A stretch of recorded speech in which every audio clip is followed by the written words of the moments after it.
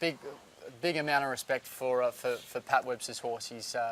He's broken into the Group 1 club there, Pat Webster, and then he's made it look easy winning a Group 1 first up in the Canterbury Stakes, and he of course beat us home in the George Ryder, and you'd have to think that the Winx form going into the Doncaster is always going to be pretty good form, so they'd be the two. In comparison, going into a Guineas and going into a Doncaster, is he of similar? He's pretty similar. He's pretty similar because he's such a he's such a sleek athlete, and keeps himself quite fit naturally. And as you know, like, we didn't need to do that much with him for him to come out first up and just blow them away. So he's pretty similar going into it, but I'd be like pretty cautious about trying to say that we've got him a bit better. Because he was so good on Guineas Day, but I do feel really confident in the horse to be able to run well for the grand final. Awesome.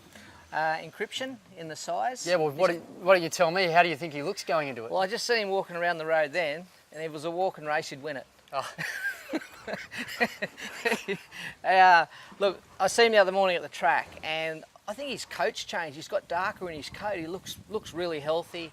Obviously a tricky gate from the 1400 there for the size, but to me, I think he looks better than what he did before he ran in the Black Opal. Yeah. So it's encouraging. And what about 1400 for the horse? I think he'll get 1400 on his head. He's got such a great attitude, and he hits the line solid. He hits the line strong every time. So he doesn't weaken over the 1200. So naturally, he's meeting a different class of horse in this race. But in saying that, he's going to be hitting the line. Yeah, beautiful. And Astoria in the Derby after the quick backup. Yeah, we've got Astoria in the Derby there. He's arriving there with plenty of good runs under his belt. He ran solid over 1800 at Caulfield 3 ago, and then 2 back. He was at the Valley. He was a bit close to a hectic tempo there behind that strong lead horse of Darren Weirs. I think that he's running the Tulloch. I mean, like, how did he lose that race? He was there everywhere before the line, and Lavendi just able to nip him on the right on the winning post. But hopefully he's just a little bit fitter this weekend.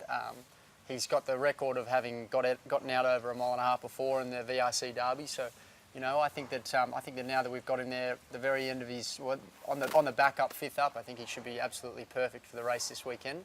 In what seems like a pretty open Derby. I mean, they were kind of across the track in the Rosehill Guineas from second and back, with D'Argento going to the Doncaster, and then even in our race in the Tulloch, first to third was about half a length between them. So, it's got to be a little open, and with the prospect of a good track, not those really wet Derby tracks we've had in recent years, maybe this might be the year that an Australian bred horse can hold the mantle and keep the invading Kiwis at bay. 100%. Now, we've got a couple of questions in from one from Liam McGinty. He asked, is Elise having another run, and what's Crystal Bell's plans for the remaining of her racing for the autumn? Well, I know a Ted McGinty. I wonder if it's a relation of Ted's, but anyway. McGinty was a good horse, was it McGinty? It was a good horse, that's true. Yeah. So to Liam there, I would say Elise, yes, she's going to have another run. We're going to run her on the second day of the championships in the Queen of the Turf. They call it the Coolmore Legacy now. And at weight for age, she gets 2.5 kilos off the older mares, and she'll be nicely placed, dropping back to 1600 metres. What was the Christabel? And Christabel. Okay, Yeah. so she'll be lining up in the Percy Sykes. Yeah. Set weights and penalties. So unfortunately, we're going to lose our good relationship there with Ty Anglin, who's gotten on so well with that filly. But nevertheless, that filly just seems to be in the zone. She's going to have a little soft barrier trial there in a couple of days, and she should be perfect for the Percy Sykes. Yep. Another one's just come in. Tim, hey, what about that? Boy, getting a bit fresh there. Nearly give me a love bite, that one. Have to explain a few things to the wife.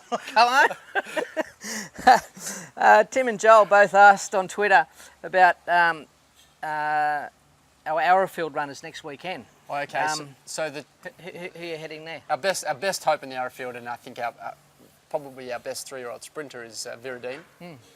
He'll head there after a really solid third Group 1 performance behind In Her Time in the Galaxy, and he's come out of the race well. He was getting a little bit big he's getting a little bit big and looked quite solid there Tuesday morning before his gallop, but he enjoyed his work there, and he'll arrive there third up and be nice and forward for the Arrowfield, which should be it'll be a perfect race for that horse. But we're going to meet a very informed filly, so with the filly trained at Warwick Farm here that has been able to put a string of wins together. She'll reign.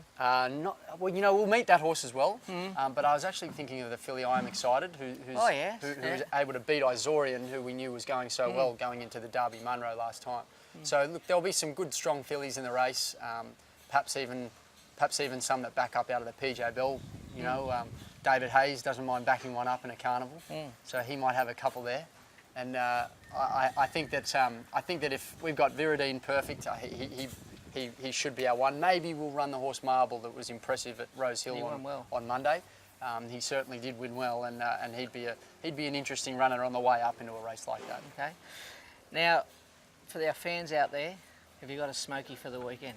Okay, well look, if I could try and steer away from putting too much pressure on our big gun in the Group 1, I'd say Demerara's done nothing wrong, and she's had what a great preparation so far, and she's the sort of horse we could see getting not just a beautiful run, but just being able to continue on with a great rich vein of form, a great preparation she's had so far. So I think Demerara is the one where we'd be probably strongest all day. All right, thanks, James. No worries. Well, thanks everyone for tuning in this evening, and make sure that you're supporting the Godolphin Blue team.